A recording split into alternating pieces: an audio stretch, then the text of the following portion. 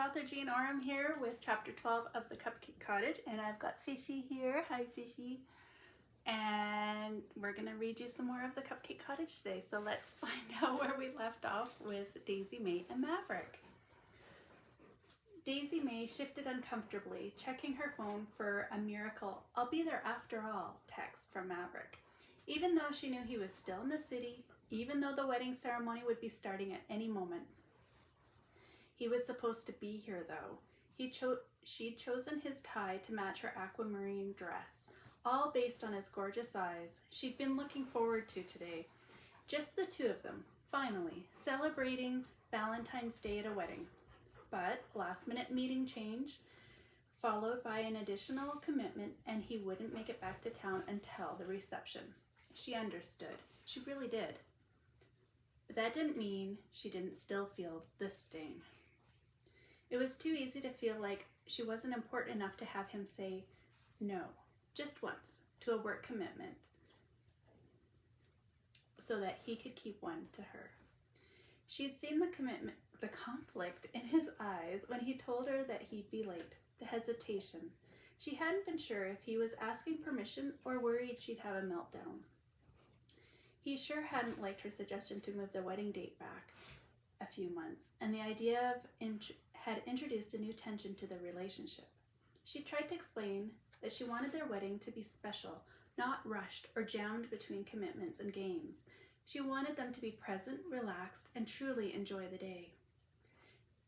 She was pretty sure he'd understood, mostly. He'd seemed impatient to get another ring on her finger and had even suggested an elopement. Hard no on that one.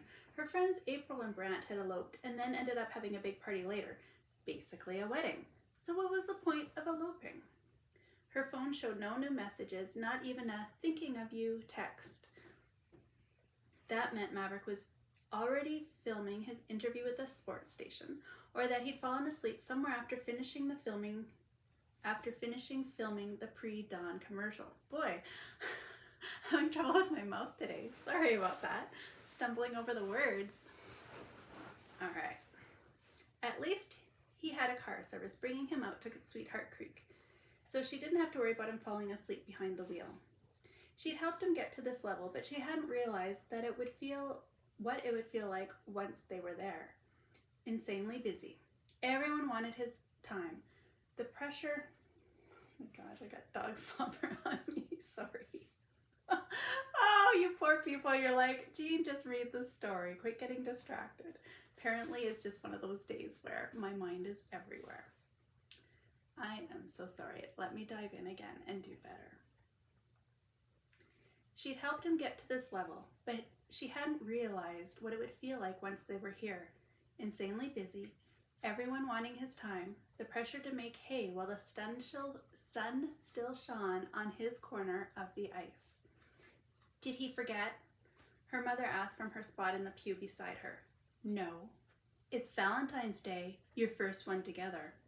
I know, she said tightly, her nails digging into her palms. They were silent for a moment, gentle music filling the church as more guests found their seats. Did you two break up? Her mom asked abruptly. She was looking straight ahead, acting as though she hadn't uttered a thing. People snuck peeks over their shoulders, curious what the reaction and answer was to her mother's question. No, we did not, Daisy-Mae said loud enough for the eavesdroppers. Is he back with that Rihanna woman? I saw them in an interview. They seemed pretty close to me. Please stop.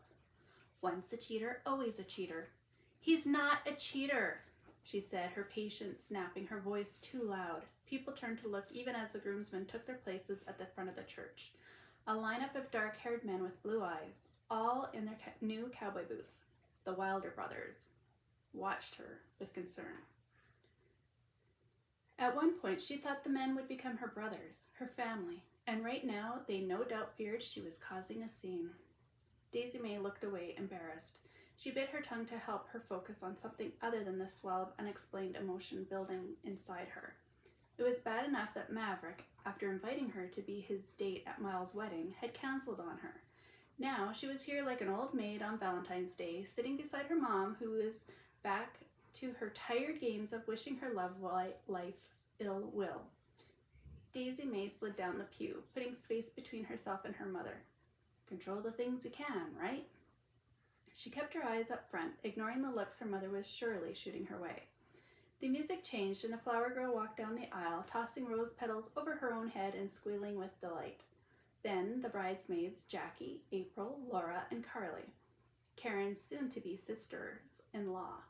They looked beautiful in their pale blue dresses. Her mother spun, eyeing Daisy-Mae from head to foot. Then again, eyes narrowed. Daisy-Mae looked down at her dress, and panic set in. Oh no. Oh no, no, no, no. Her dress was almost the same shade of blue as the gal's, and it looked like she was trying to shoehorn her way into something like the wedding party. She had to leave. Now. Fish is worried. She heard me saying, oh no. She started scrambling for the aisle closest to the wall, but a couple had squeezed in while she'd been watching the bridesmaids. They smiled warmly, the woman's gaze straying to Daisy-Mae's flat midriff, then back up to her eyes as though she might see the truth in them. Daisy-Mae sighed and looked away. It was either squeeze past them or her mother, and possibly draw notice and start some gossip, or sit here and lump it. She really wished Maverick was here. How had she not known their colors? Because she'd been too busy with her job and her big fiancé to know what her friends were going to be wearing today. Taking a deep breath, she straightened. She'd go home as soon as the ceremony was over, change her dress, come back when Maverick arrived. Nobody would notice. She'd zip out super fast and not talk to a soul. Karen came down the aisle, her eyes only on Miles. He was beaming in a way she'd never seen before. They were like two magnets drawn together, meant to be. No running around like madmen, barely snatching moments together. Had she been reckless in refusing to plan the wedding without Maverick? It was already February, and they'd put off more meetings and appointments than they'd kept.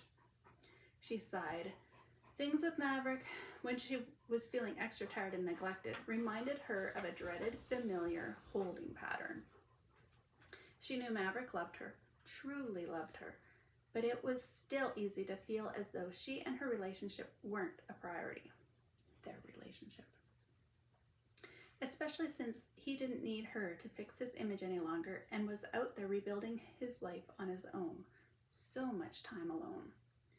Miles and Karen kissed, the music starting up again. As soon as the married couple was through the church doors, Daisy-Mae was on her feet, pressing against the wall, eager to escape so that she could save face. I'm drinking a lovely chai tea today.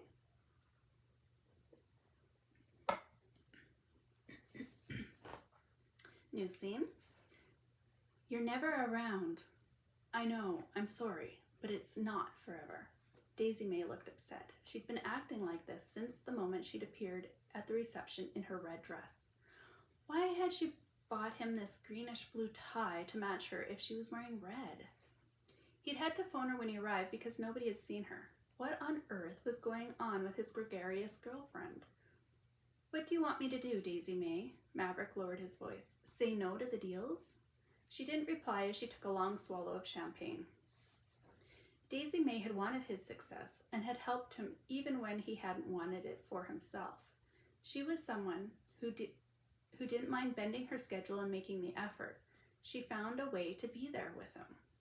But now she was acting like she resented it. It was eerie how much it reminded him of Jeannie.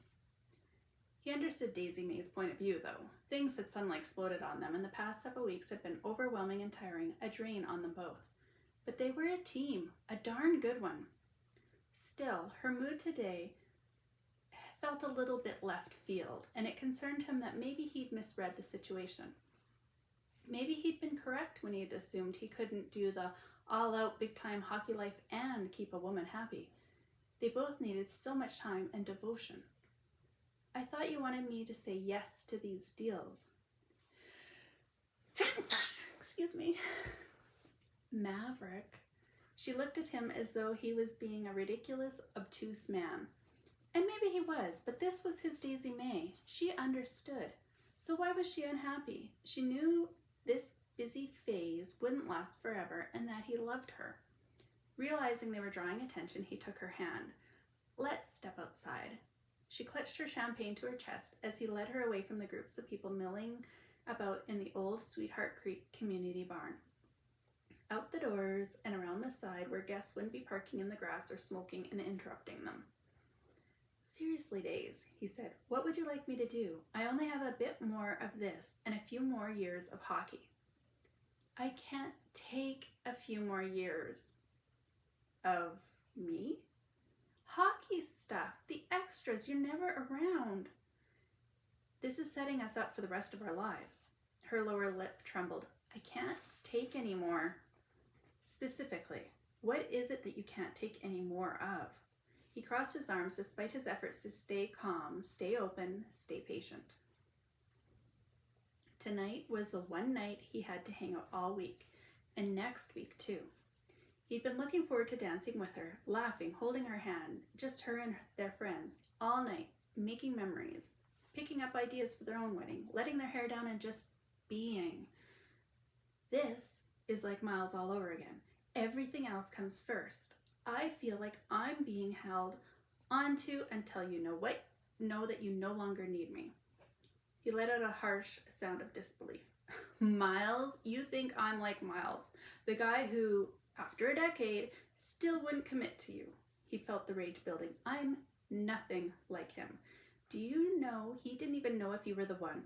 How does a man not know that? He jabbed his thumb toward his chest. I have always known. Her lashes were wet, creating little star shapes around her baby blues. He stepped back, forcing himself to remain calm, aware that he was likely making things worse. Then why don't you ever make me a priority?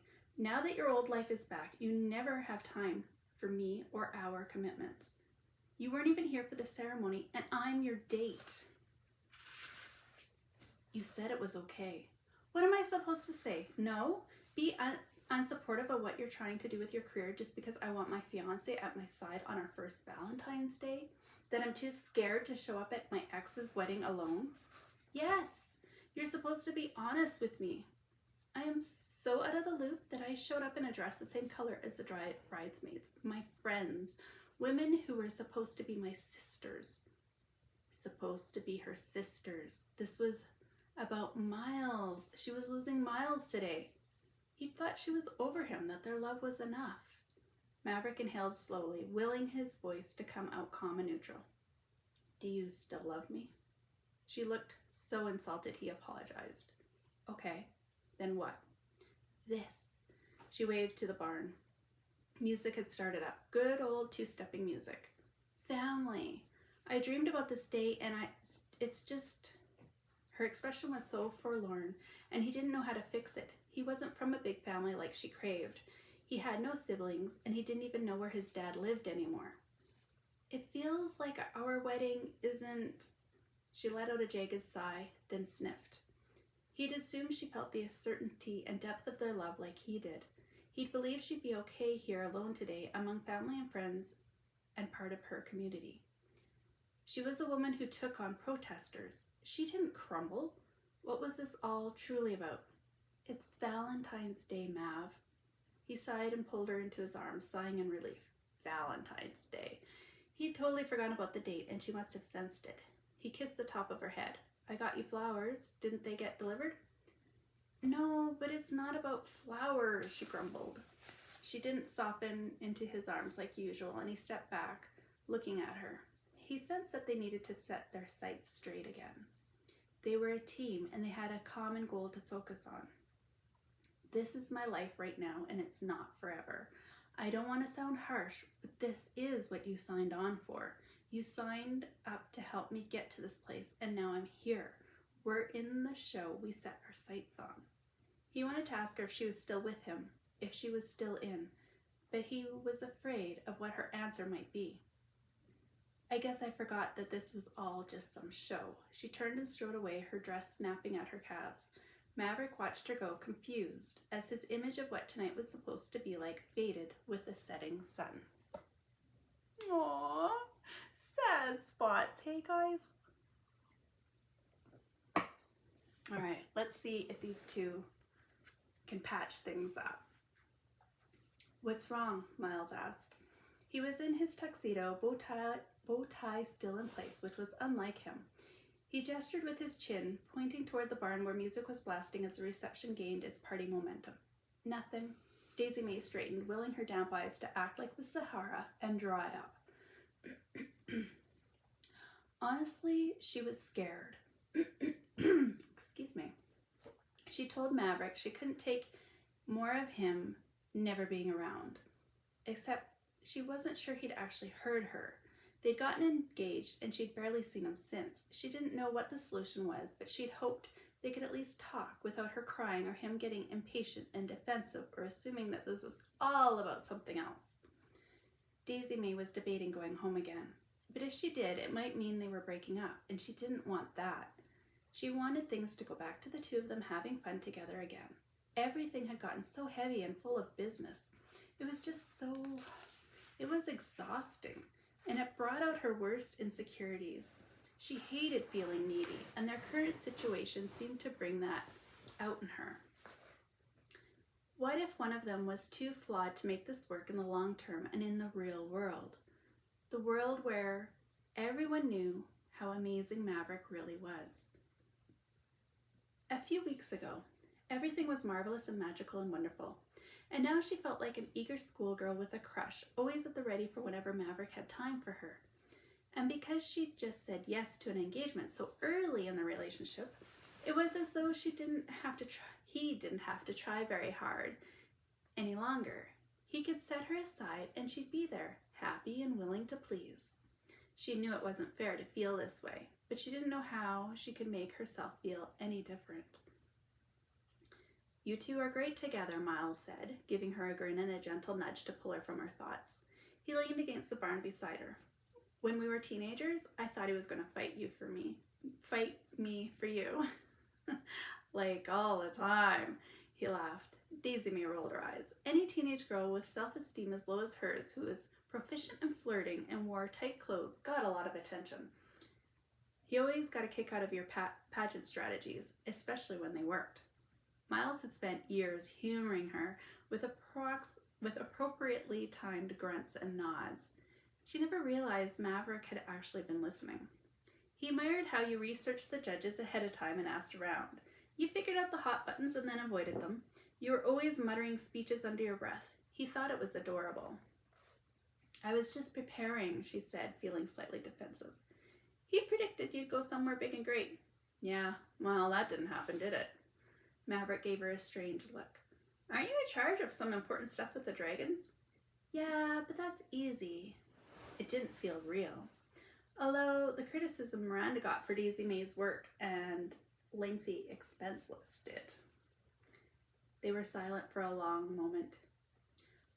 "I got that job because I told some people off.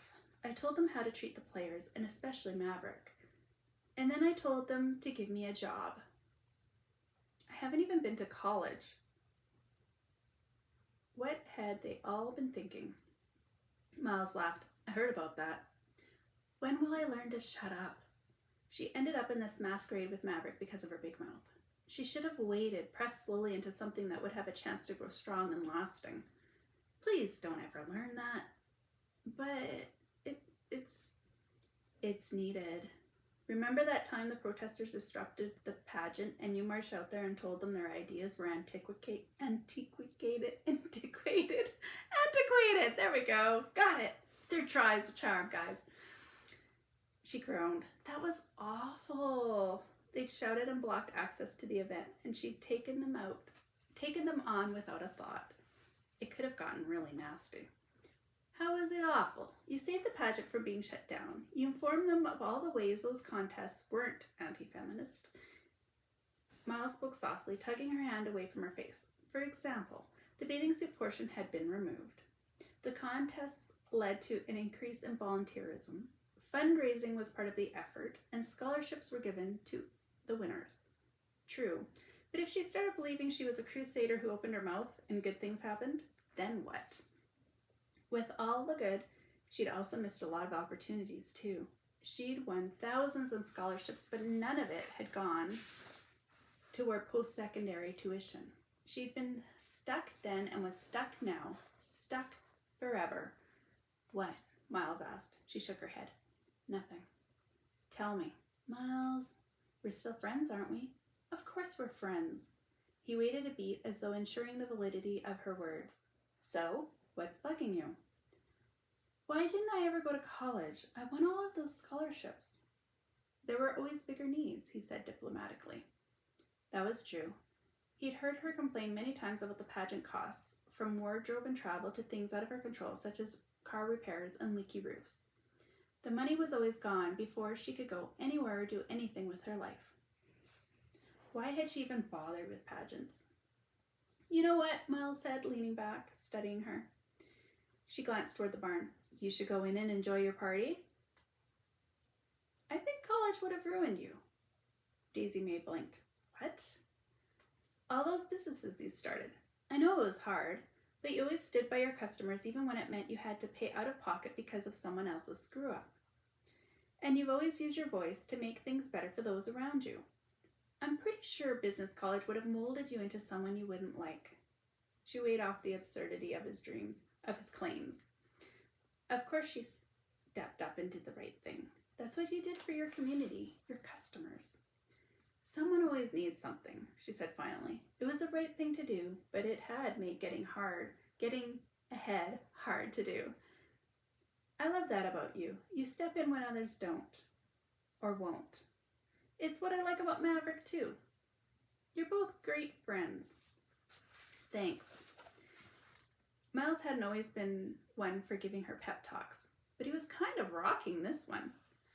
And you're good together, he said, giving her another nudge. Yeah, they were, when they could eke out some time to actually be together. Miles moved like he was going to head back to the party, but hesitated. Promise me something? She scrunched her nose. Do I have to? He loves you, for real. I know it started as a thing to help him, but what he feels is real. Miles, you need to open up that big mouth of yours you hate so much and fight for this one, Daisy-Mae. This is your one. Don't give him up. She brushed her dress with shaking hands. We're fine. He's my best friend, and he just walked in there like someone gutted him, and you're standing out here alone. I might be dyslexic, but I'm not dumb. She stood straight. I didn't say you're... She cut his teasing smile and relaxed. Miles, I told him what I wanted, but he can't give it to me. Daisy-Mae, didn't you learn anything while dating me? You gotta tell us men things more than once. And that's the end of chapter 12. I hope you enjoyed it. If you haven't subscribed to the channel already, what are you waiting for? Go ahead and click that subscribe button and you'll get notifications when the last chapter and epilogue are here on YouTube for you to enjoy. Thanks again for listening. Bye-bye.